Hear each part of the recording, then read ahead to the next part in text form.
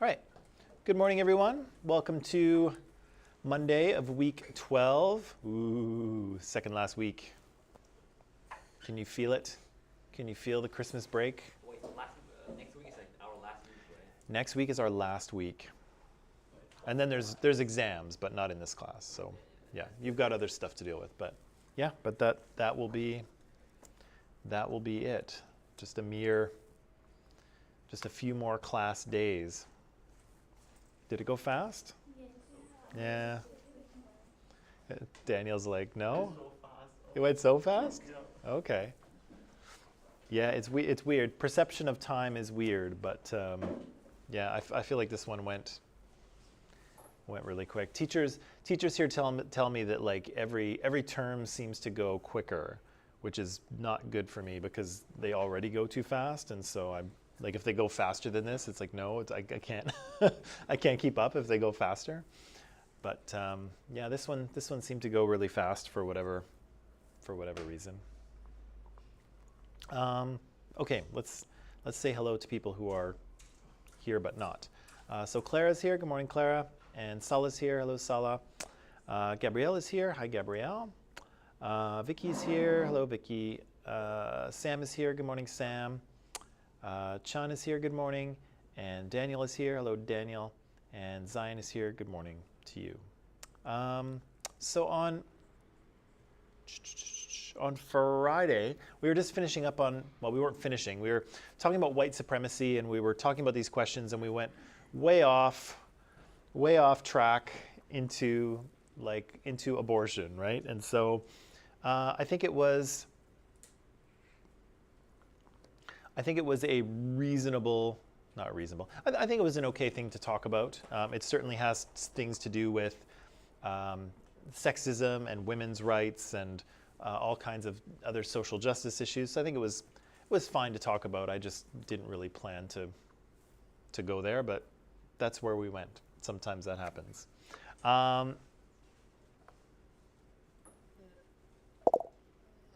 Okay. Can I ask you some of these questions, and will you be ready to answer them, or not so much?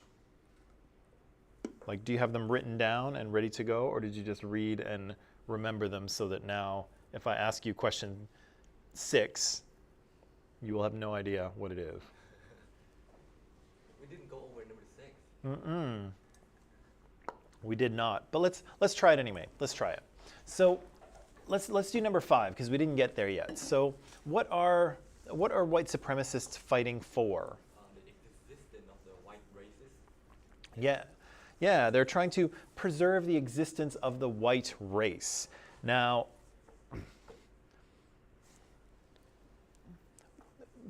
what should we think about that goal? Or not, what should we think about that goal? Why are they trying to do this? Why are they trying to preserve their race? They're afraid that like their race will come to extinction. Yeah, they're worried that their race will come to an end, that it will become extinct, that somehow there is this genocidal process working against them. Does that sound in any way reasonable or plausible? Do you think the white race is coming to an end? There are 1 billion people who are white. There probably are. Actually, I don't know what the statistics are in terms of, races and colors. I would say that we're a minority globally. Globally speaking, we're definitely a minority. However, I mean, if you just added up China and India, you would have 3 billion. yeah, you'd have almost half of the world's population, and really none of those people are seen as white. So I'm pretty sure we're a minority group. But in the United States and Canada, we are not, right? And so these guys seem to be worried that their race is under threat. And I don't know that the statistics really support that idea. Do you remember what the basic tenets of their beliefs were? That's number 6, right? What is a tenet? What is a tenant? What is a tenant besides a Christopher Nolan movie? That's Tenet, I think. What are their beliefs based on? Yeah. What are the kind of, what were you going to say, Aliana? The what? The rules. It's not quite a rule, but yeah, it's kind of like the basic ideas or structures or underlying principles of their belief, right? The main points.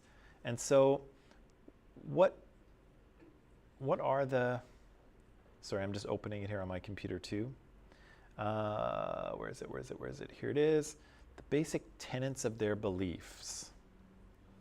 And I think they should sound familiar to us as well, because they're very similar to the ideas that are behind race-based societies, right, from our earlier article. And so, what are these? What are these tenets? Do you think that they're superior to others? Right. The idea that somehow white Europeans are genetically and innately superior to other races. Now, what do we know about that?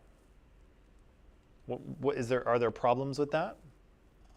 Not genetically. I mean, not even in any way. They're not superior, but they think. Yeah. So not only is the white race not genetically superior, but in fact the white race is a social construction, right? It's not a biological reality. So remember what we said, that humans don't have any biological races, right? We are all sort of genetically, effectively, we're the same race, right? And so, yes, some of us are different colors and we have adaptations from different parts of the world, but there are no real meaningful genetic differences between races. But the white supremacists are saying not only there are genetic races, but they're actually saying that one race is superior to the others, right? So neither of those things is true, right? So one race is not superior to the other, and there's no such thing as a biological race anyway. What's number 2 here? White Europeans and their descendants in the U.S. are under immediate threat of extinction from multiculturalism. Right, so white Europeans and white people are under threat from extinction due to multiculturalism. Is that true? Or do you think that that's true? No, like we didn't kill white people.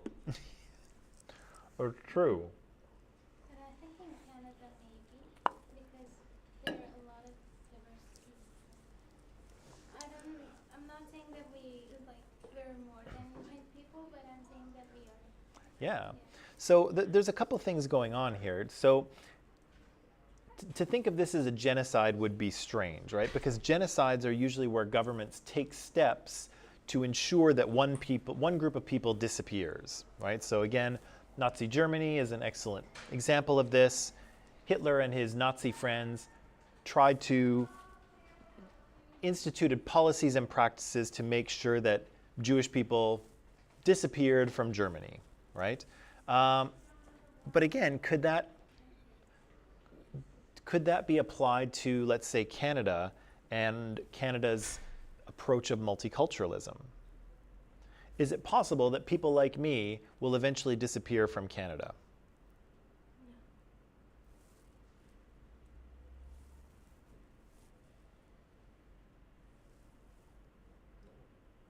I don't know. I guess it would depend, right? It would depend on, you would have to look at the birth rates of white people, right? Are we having lots of children, or are we not having lots of children? We are accepting a lot of immigrants every year, right? Canada currently is targeting to accept about 300,000 immigrants every year, which is a lot of people. I suspect most of those people are non-white. I assume they're coming from Asia, Southeast Asia, Africa, probably all over the world, probably not from countries with white people.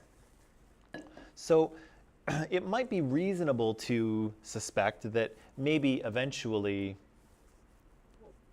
white people will disappear from Canada as more and more people come from other countries and we kind of are absorbed into the group. It's kind of hard to know, but whether that actually happens or not, is that genocide? No, right? Nobody is doing anything to bring about the end of white people, right? We're simply inviting more people into our country because, of course, we have the room and it is good for our economy. and we like people from other places, right? And so that's not really a genocide. What's number 3? Number of their race, white Europeans are being victimized in a world that they perceive to be in great danger of collapse. Okay, so members of their race. So they assume white people are being victimized in a world that they perceive to be in great. Is that true? Do you think white people are being victimized? Made victims in any way? I think it's the opposite. It's kind of the opposite, isn't it? Yeah, it is kind of the opposite, right? So within the US and Canada, we know white people are the dominant group. On the global stage, white countries and white culture is also very dominant, right? So let me see something that's very, yeah, so the Avengers, right, are a very American invention, right, a part of white culture, if you will. You all know the Avengers, do you not? Yes, but I don't know any of your cultural heroes, do I? I do not, right? So again, there's kind of a dominant culture that you know about white culture, but I don't know about yours, right? And so that's kind of a little bit of evidence that one culture is able to sort of spread and disseminate its ideas very well, and other cultures, you know, my culture doesn't pay attention to your culture, right? And again, hopefully that doesn't sound bad. I'm not trying to suggest importance or interest, but that shows us that white culture is clearly not under threat, right? It's actually very powerful. It has been disseminated around the globe.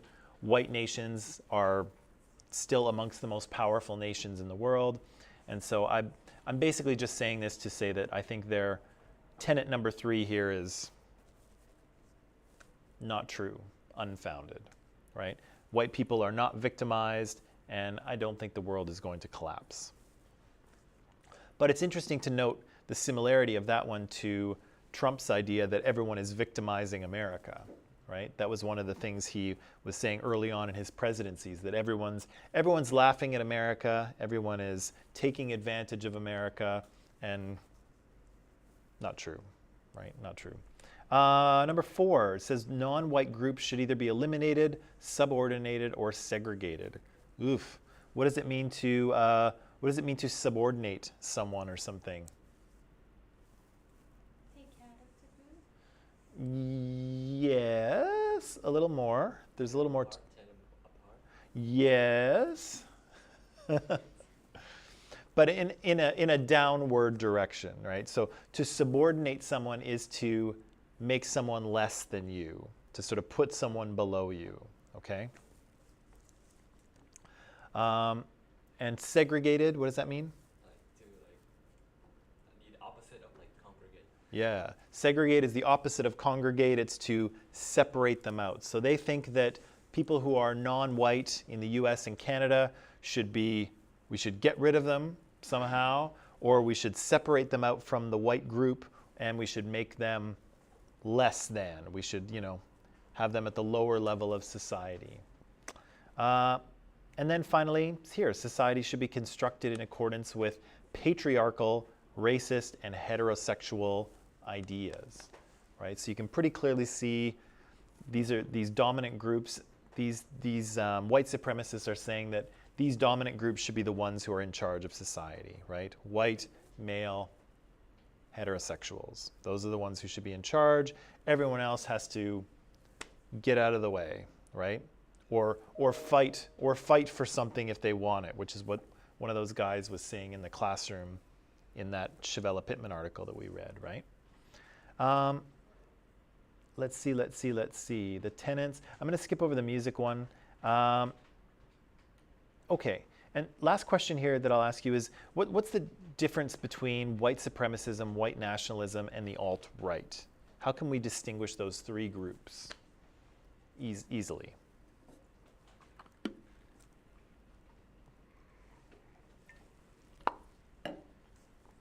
How can we distinguish those 3 groups from each other?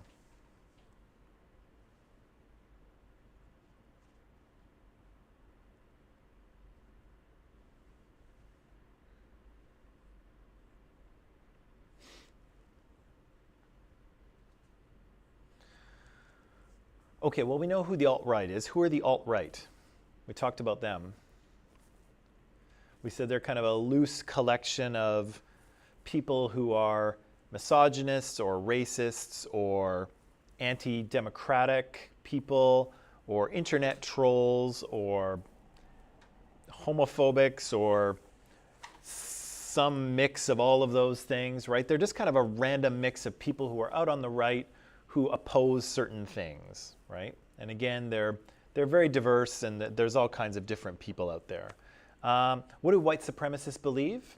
That white people are more superior than other races. Yeah, that white people are inherently more superior, and that, you know, the U.S. or Canada or whatever they think should be a white country, a white nation. And then white nationalists, what do they want? Also, it's about like we should build like a nation around like white culture. Yeah, so white nationalists believe that, that let's use the United States for an example here, that the United States should be created as a white country, right? So the rules, the customs, the traditions, the people in power, all of those things should be white. And yeah, I guess other people can live here if they want to, but really the power is going to be in the hands of white people, and white people are going to kind of promote their culture, right? Rather than make any space for other cultures, right? And I think in this way, I think Donald Trump is more of a white nationalist than he is a white supremacist, because I think he fits into that category more easily, even though he is a bit of a racist. I think he's a white nationalist. Hey, Chris. I think he's an alt-right. You think he's alt-right? Yeah, like he doesn't like say like white or like we should build the country around white or something. He just like being the racist or like. It's true. He's not, in a lot of his views, he's not very explicit. So I am reading between the lines a little bit with him. And so he never, for whatever reason, maybe he's actually smart enough, but he doesn't actually come out and say things that are very, very clearly racist. But he says a lot of things that have racism implied in them. And so, again, I don't know, maybe he's just too smart to say exactly what he's thinking, or maybe he's not even aware of what he's thinking. But yeah, he's racist. He's supported by a lot of people in the alt-right. I feel like he's a bit more of a white nationalist than anything else, but it's hard to tell with him. Because again, maybe we've talked about this before. No, we talked about it in history. But he's not very strongly motivated by ideology, right? He's not like Joseph Stalin, who was motivated by communism, right? And the ideology of communism. Trump doesn't really have an ideology except for whatever is good for me is what I'm going to do, right? Okay, let's move on here a little bit. So we talked about that. We talked about the alt-right. We talked about those guys. Yes. So, sorry, I'm just going to back up. Now, one of the things that happened during Donald Trump's presidency, which is thankfully just about over. Sorry. One of the things that happened during his presidency is that hate crimes and incidences of racism and people using hate speech actually increased. And part of that, again, was that Donald Trump kind of saying things that are racist or refusing to condemn racist actions, again, makes space for people, right? And so, again, if you say things that are supporting of minoritized groups and you kind of make space for people to talk about those things. But if you say a bunch of racist, sexist things and don't condemn people who are trying to oppose that, you make space for the other side, right? So in the things that you say, you can kind of open up a little area for people to start talking. And they can either start talking about equality and equity and social justice and human rights, or you can open up a space for people to start spreading more hate speech and racism and sexism and so on. And so one of the things that Donald Trump seemed to be very good at was creating a space where people with racist, white supremacist ideas felt more bold and they could say the things that they were already thinking, right? And so one of the things that happened, this is maybe a year or so ago, one of the evidence of this kind of making space and then people filling it had to do with this guy here. This is a statue in Charlottesville, North Carolina, I believe. And this is a statue of the Confederate Civil War General Robert E. Lee, I believe. And General Lee here is on his horse. He's looking very noble and heroic. But keep in mind, he was a general in the Civil War for one of the southern states. And so the southern states, if you remember, during the Civil War were fighting the northern states because the northern states wanted to end slavery. And the southern states said, no, we still want to keep slaves. That's what feeds our economy. And so they actually had a civil war over it. And so the northern states won, slavery was abolished. But of course, we know that the pattern of racism continued since that time.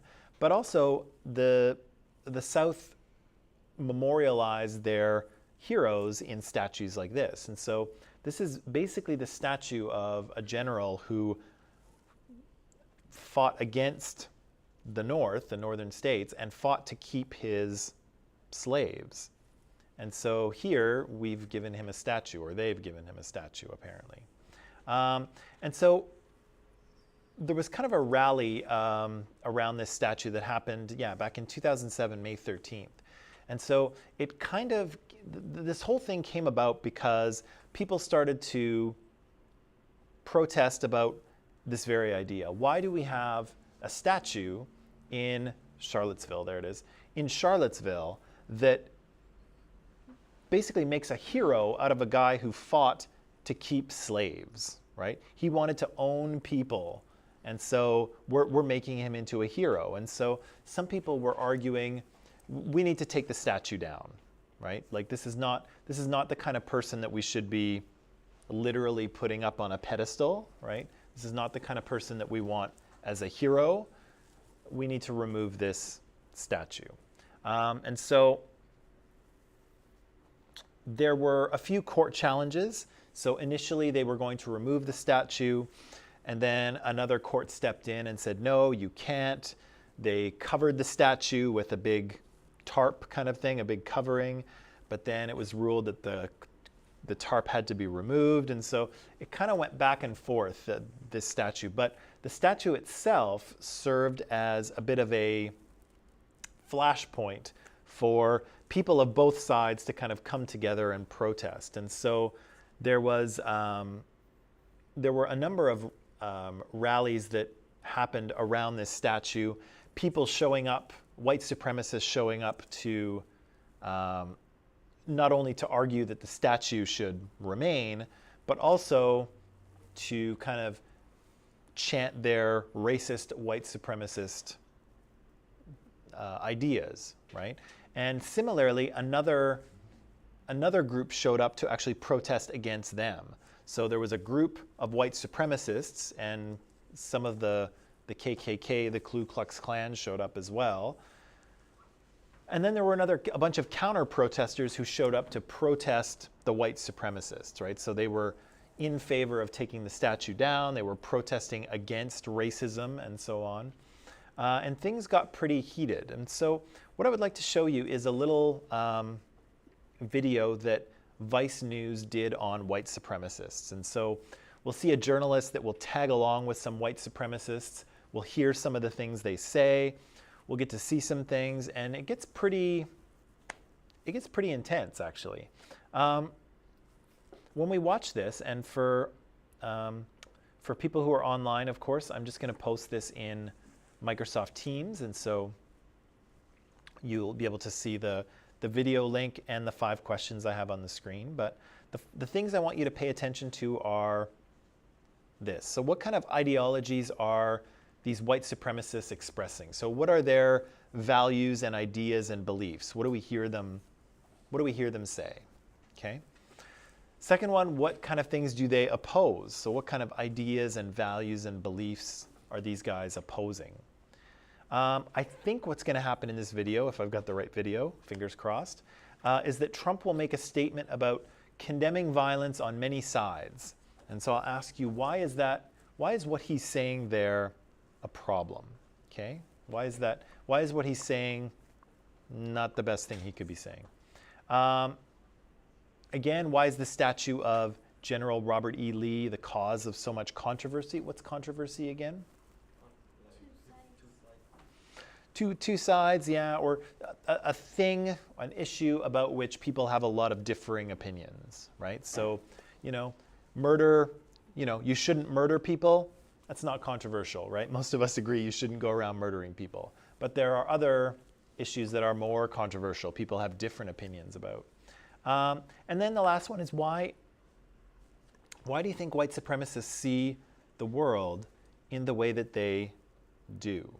Okay? And maybe what are they missing? What are they not seeing? Okay? So just a few questions to sort of guide your watching. Online people, what we'll do is let's watch, I forget how long this thing is, but let's watch 20 minutes of it, and then we'll take a 10-minute break, and then we'll come back, okay? So I'm going to set the timer here just so you can keep track and so that I can keep track for about 32 minutes. There it is, 32. Again, the questions and the video link are in Microsoft Teams, so you can see them there, and we'll see you back here after 20 minutes of the video.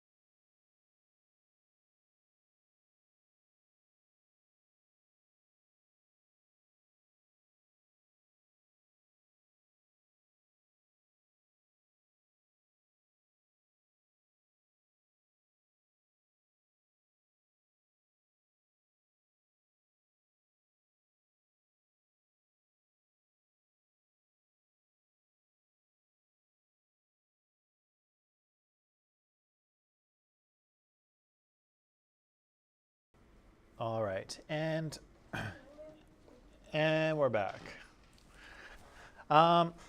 So, yeah, that was pretty intense, eh? So I apologize for the language, but of course, you know, they're white supremacists. They don't really care about not swearing, but there was some deplorable language in there. What are some of your reactions here? I can see. So Gabrielle was saying, didn't Trump say there were fine people on both sides? Yes, he did say that, Gabrielle. I don't know if it was in the same news conference that we heard. We heard a little snippet of a news conference from Trump. I'm not sure if it was the same one or a different one. He spoke on this event a few different times, and so, but he did say that for sure. Daniel says what these guys are expressing is absurd, but we'll come back to the absurdity of that. But what were you kind of thinking when you were watching that? This kind of idiot, like, why don't they just like mind their own business and make money or something? Why They're- spend like all the time and all effort on doing something like that? Okay, so some of the reactions are, you know, what these guys are idiots. What are they doing? Why don't they mind their own business? Why don't they just go off and make some money instead of causing trouble? And Yeah, like, they might end up in jail or something. yeah, they very well might end up in jail. So yeah, what's up with these guys, right? Daniel, what were you saying? I mean, but why the is Yeah. he- well, why are they like interviewing them? Like, Oh, okay. yeah, it's like giving power kind of, because they think like, I know the girl was trying so hard to just express her feelings too, but why are they interviewing them and not the other side? Ah, okay. So why are they interviewing just these guys and not the other side? That's a good question. What else were you thinking about? Daniel here also says, yeah.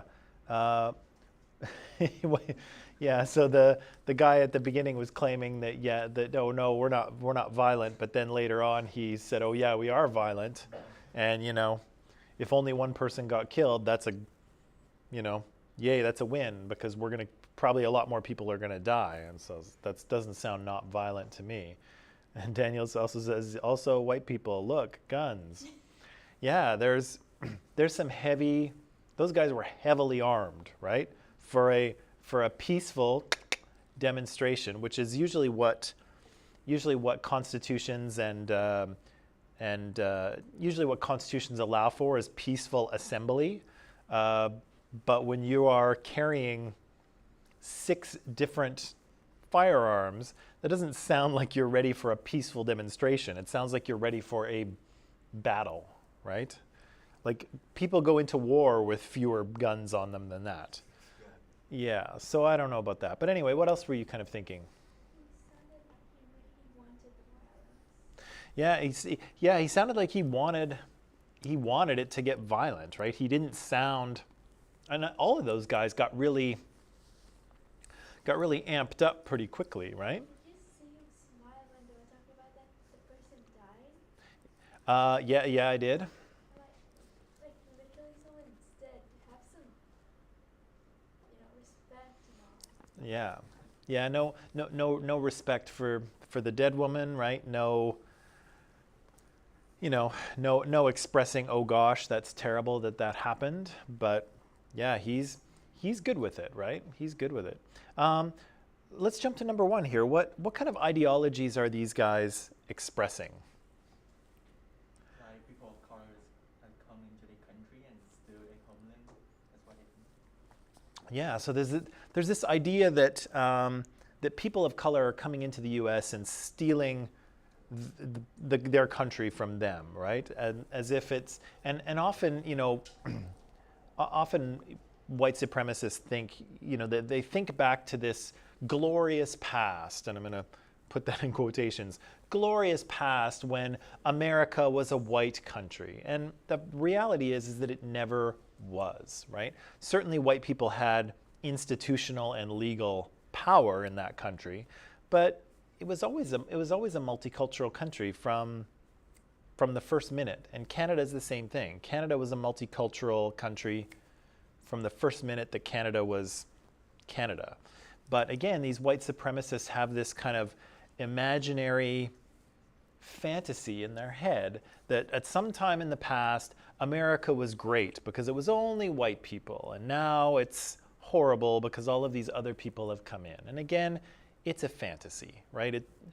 The US was never like that. It was never all white, and it was never really any kind of utopia either, right? It's always been a country with problems, as really all countries are, right? Every country has its own struggles and issues that it's has dealt with and is dealing with.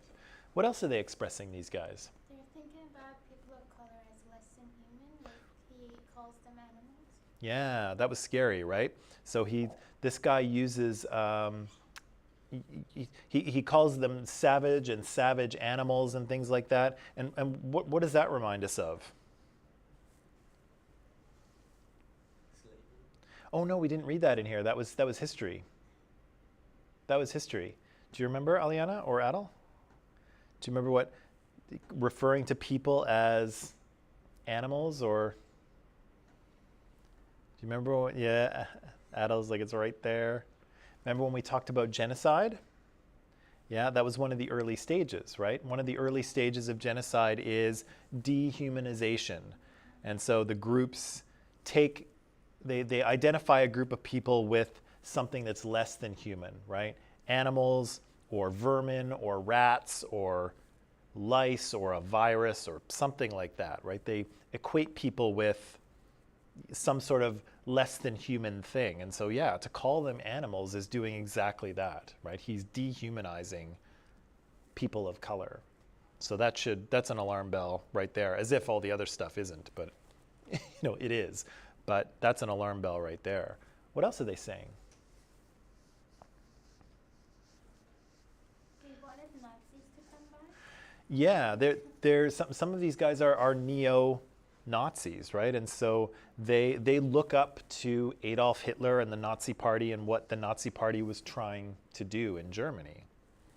It's pretty twisted. What else? What were they chanting? Do you remember what they were chanting, those guys? White Lives Matter. Yeah, they were chanting "White Lives Matter," right, in response to the Black Lives Matter movement, of course. What else were they? Whose country, ours? Something? Yeah, they were talking about whose country. This is our country. Whose streets, our streets. Right? They were saying that stuff. What else? What else? They were also saying Jews will not replace us. Right? Do you remember that? Yeah. So what kind of ideologies do you think are connected to that chant? What kind of ideas are connected or beliefs are connected to that? Jews are not white.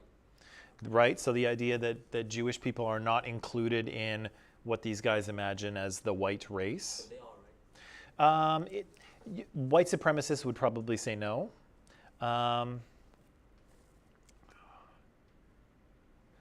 I don't know if I would personally include them in there, although I don't. I'm not too interested in figuring out where the boundaries between races are because I know it's a social construction. Usually Jewish people are kind of put into a group of their own. But they have kind of like a white skin. Yeah, in terms of actual skin tone, they're pretty white. But usually they are separated out from white Europeans, and that's usually because there's kind of a long-standing prejudice against Jewish people that comes from Europe. And so,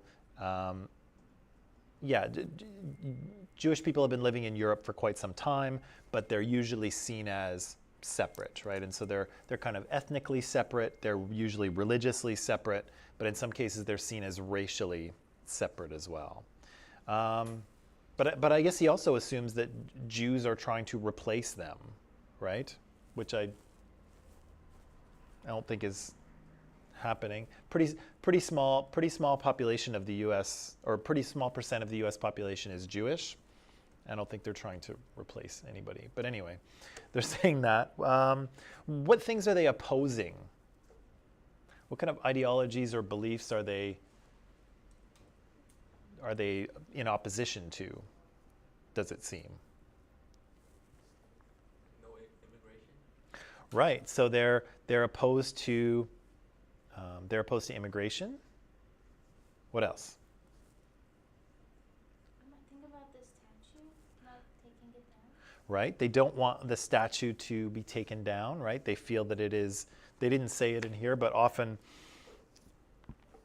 they cite the reason that it's they're trying to erase our history.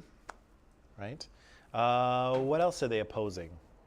When that guy gets maced, right, when he gets pepper sprayed and he's pouring milk in his eyes to flush out the mace or the pepper spray, well, who does he say did it? Communists. Yeah. So there's a few things going on here, right? There's kind of a peoples of color racism thing going on, right? Their ideology. Then there's this kind of Jewish conspiracy thing, and there's this long-standing conspiracy theory about Jewish people that somehow they are controlling the world, right? And this was a big part of what Hitler was trying to sell to Germany, is that Jewish people are secretly behind the scenes controlling the world, unseen, right? Somehow Jewish people are able to control everything, in a hidden way. Ridiculous. But you can see a little bit of that, right? That idea that somehow Jewish people are, trying to replace them, or there's some sort of conspiracy theory. And then there's this communism thing, right? And so there's this reaction against communism or Bolshevism. And again, that goes back to Nazi Germany as well, because in Nazi Germany, Hitler combined his hatred of Jewish people, and the Germans as well, with a hatred of communism or Bolshevism, and he said, it's Jewish Bolshevism, right? That's what you really have to fear. So he took these two kind of perceived enemies of Germany and united them into one. And you can still see it happening here. And of course, the US also has a legacy of opposition to communism because of the Cold War, right? And so communism and communists are still kind of a dirty word in the US. And so you can see that being roped in here as well. But there's all kinds of ideologies that they're opposing that they're sticking together, right? There's racism, there's this Jewish conspiracy theory, there's anti-communist sentiments, and it's all kind of stuck together in a weird, nonsensical fashion, right? Anything else that these guys are opposing? Can I ask something? Always, yeah.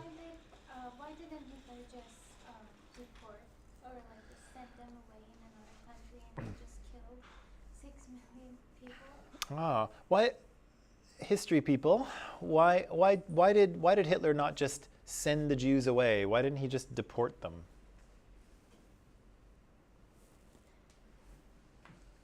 Do you remember? Why didn't Hitler just kick the Jews out of the country? Why didn't he just kick them out of Germany? They are a threat. If they send it away, they will revenge or something. No, they weren't that powerful.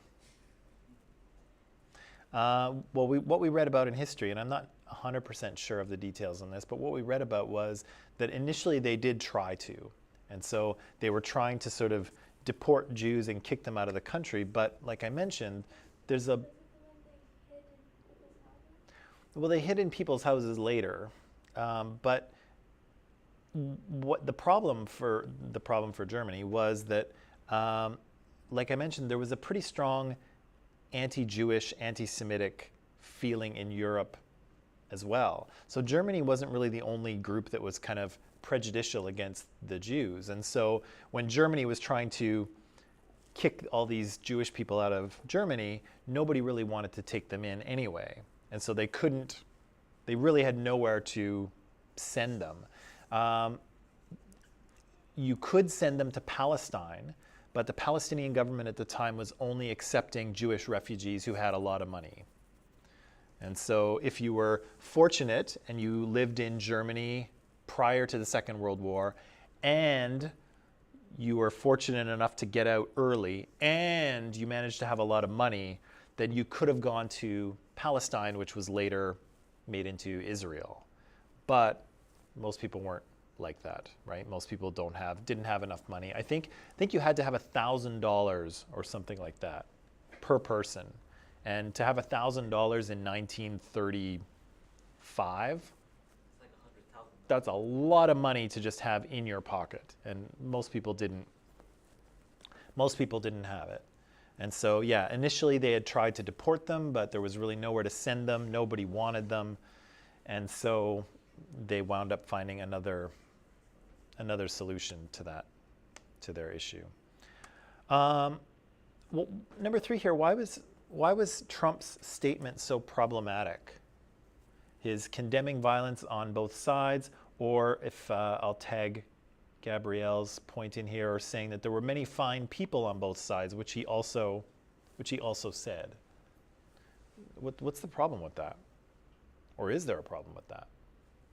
I really don't get what he's Okay. So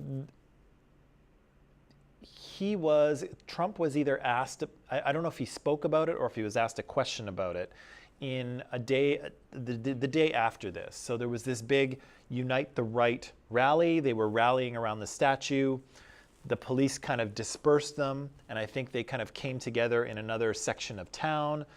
The police were trying to keep them separate. A car drove into the crowd and injured a bunch of people and killed a young woman. And then the state police, who you saw rolling in their military-style vehicles, kind of broke everybody up and sent everybody home. Some people were arrested, of course. Others were taken to hospital.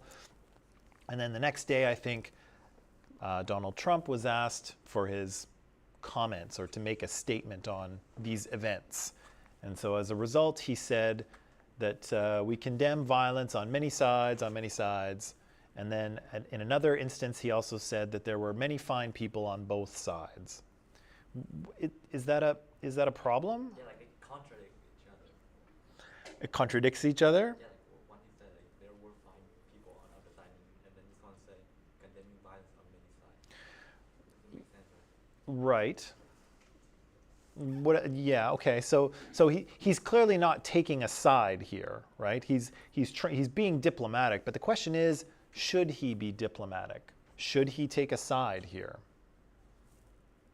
Yes, because people were killed, and if they were like in minoritized groups, so he should have supported them to just maybe stop the dominant group from acting like that again. Right. So we have a bit of a dominant and minoritized dynamic happening here. That's one thing. The other thing is that someone died, right? Like someone died at these protests that are supposed to be peaceful, right? You don't get to run people over for any reason in the United States. You know, a protest doesn't make it right. But let's think about what these two sides are actually protesting for or against. And so what have we said, what are the white supremacists protesting for? What do they want? They want the statue to stay. They want the statue to stay, but what else do they want? The people to get out of their town. Yeah, they want non-white people, they want people of color to either get out of their country or get out of their city or just get out of their way, right, in general. They're using hate speech, right? They're broadcasting hate speech to say that these people of color are less than white people. They're saying they're savage animals, and you know, if we could just get rid of all these people, then we'd have no crime, right? Because I think whatever his name was, I should have paid attention to it, but I don't care very much about him, but I didn't get his name. But yeah, he says that, you know, it's black on black crime. That's the problem. And then if we just got rid of these people, then everything would be fine, right? But so again, he and his group are expressing racist hate speech, some of which is like almost flirting with the early stages of genocide. And then what's the other group protesting for? They want the statue to come down, but what else? Huh? Yeah, they're saying, hey, we have a problem with police violence against Black Americans, we need to do something about this. We need to pay attention to this. What else are they protesting for? We might have to sort of expand a little bit here, but what are they? Like when the woman said that everyone is looking down on us Yeah. in every corner of the city, so they want equality, I think. Yeah, they want equality, right? They're protesting against racism, against prejudice and discrimination, against taking someone who fought a war to try to keep women like her as property and as indentured servants. That guy is up on the hill as a hero looking down on the city. And she says, yeah, he's looking down on us, right? And the city is too, I think, is what she was trying to say. So we have one side that's protesting for, an end to racism, an end to police violence, an end to discrimination and prejudice against peoples of color in the US. And then we have another side who is using hate speech to demonize peoples of color and tell them that they have no place in the US and they should just disappear. And if you don't agree with us, we're heavily armed so we can convince you, right? So again, should Trump be taking a side here? Is there a side that you want to be on? Trump should be on the minority. Yeah, some people are asking for equality and an end to prejudice. Other people have armed themselves with guns and are saying, get out of our country because you're the wrong color. Again, is there a right side? Is there a side that he should take? And I think most people felt, yeah, this is an easy one, Trump. You condemn the neo-Nazi white supremacists and you support the people who just want some form of equality in the United States and an end to racial prejudice, right? A lot of people are saying there is a right side, and Trump, this is an easy one for you. Just condemn the neo-Nazis with the machine guns. That's all you need to do here. But again, he seemed to struggle to do it, right? He's, condemning violence on many sides. Well, I don't think there was a lot of violence on the Black Lives Matter side, although some people got into, some pushing matches and such. But again, I don't think everyone was carrying machine guns either. And yeah, the comment, there were fine people on both sides. Do you feel that was the case? No, there were no fine people on the. I don't think I saw any fine people either, from that guy to the neo-Nazi editor for the Daily Stormer, which is a heavily white supremacist online newspaper, I guess, if you will. The Stormer is actually taken from, the name is taken from the original publication that Hitler's Nazis used to put out. What side was the reporter? Well, I suspect she's not on their side. She's just trying to show what's happening, right? And again, that's part of the job of journalism, is to show you what's happening. And so, and that was your question, Anna, right? Why is she there? And I think she's there not to support them, but she's just trying to expose what they're doing and what they're thinking and why they are where they are. So she's not necessarily taking a side in this. Yeah, but that's actually a good question though, because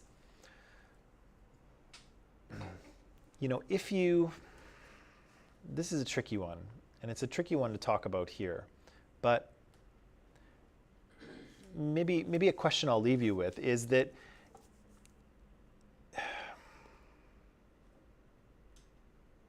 how do I say this?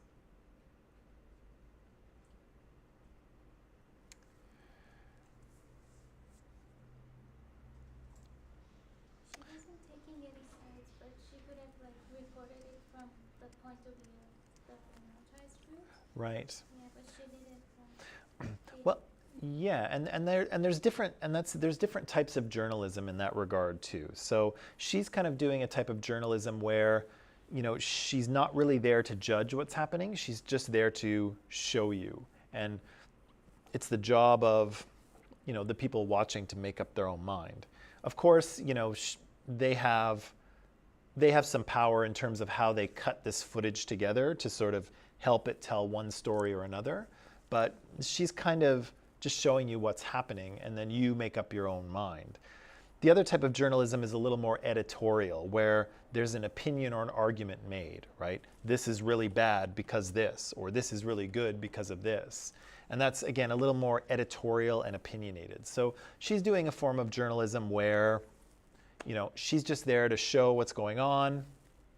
She's not really there to, attack them. But she does push him for answers, right? She does ask him to clarify his views and ask him, well, why is that okay? Or why do you think that? I don't think she agrees with any of this. I think she's probably disgusted by the whole thing. But, she's there as a journalist to document what's happening. And that's what journalists do. But the question is, when we have people like this in society who are saying things that are racist or sexist or prejudicial or hurtful or hateful, or even if they're saying things that are controversial that not everyone agrees with, what is the role of the media, right? Can the media speak to these people to either challenge their views or expose what they think, or are we giving them a platform to spread their message, right? That's always the thing. And if we don't give them that platform, are we starting to censor people? Are we starting to ensure that certain views can't be heard? And again, it's easy when the views are super racist like this, right? It's easy to say, oh yeah, let's not give these guys a platform. They're all, hurtful, crazy racists. But if somebody has a position that is controversial or that people don't agree with, what is the role of journalism? Are they giving these people a platform to spread bad ideas, or should the people know what's going on? So it's tricky. It's not an easy. With these guys, it's easy, right? Like, you don't want to give these guys a platform, and I don't think that she did that. I think she simply showed what happened. And it's right, we didn't hear, well, actually, we did hear from the other side a little bit as well. So there was a little more balance, but it was certainly focused on the white supremacists, right? But yeah, that's an ongoing question with journalism, is how to engage in debate without giving people a platform, especially if their ideas are damaging or hurtful. And again, it's still something that's getting decided and worked out in the media. But it's a good question, because, yeah, it's good to ask, what is the purpose of this? What is the purpose of this little mini documentary, or whatever you want to call it? Is it pro one side or another? Is it information? Is it giving these guys a platform to spread their views? Tough to know, right? And it's something to pay attention to, I think, especially when you're hearing things that conflict with your own values. It's a good idea to think about, well, what am I being shown here and why? And again, I don't read this as, I don't read anything that they were doing here as a problem in terms of the documentary. I think they were just showing, this is what these guys are doing, this is what they're thinking, this seems to be who they are. And then they kind of leave you to sort of decide what you think of it. And I think probably what most of us thought is that they're all crazy, right? And that's okay, you can think that. But I think the Vice News here is allowing you to make that decision rather than telling you what you should think. And again, whether you think that's responsible or journalism or not, that's up to you. But I think that's what she was doing. And I don't think she was on their side at all. But she was kind of, you know, just going there to do her job and ask the questions. And you could tell, though, she was pretty shaken up after the car hit those people, right? You could tell she was a little stressed out, which many people in the crowd were, as we saw, right? It was like GTA when you run over Yeah. with the car. It's like Grand Theft Auto, right? But of course, not. Okay, I'm going to leave it there for now. Yeah, I'm going to leave it there for now. Come back tomorrow. Just before we go though, I'll just let you know, on Friday, I'm going to give you some time. I'm trying to finish marking your papers. I'm so sorry I'm late. I'm going to give you Friday to work on your final paper because I can't be here. So there'll be no class on Friday. And so you can just go home or work on your stuff somewhere, but no class, okay? Because I can't be here on Friday, so I will leave you to your own devices. But it might be a good idea to get some work done. Okay, that is all. I will see you on tomorrow, on Tuesday. Goodbye.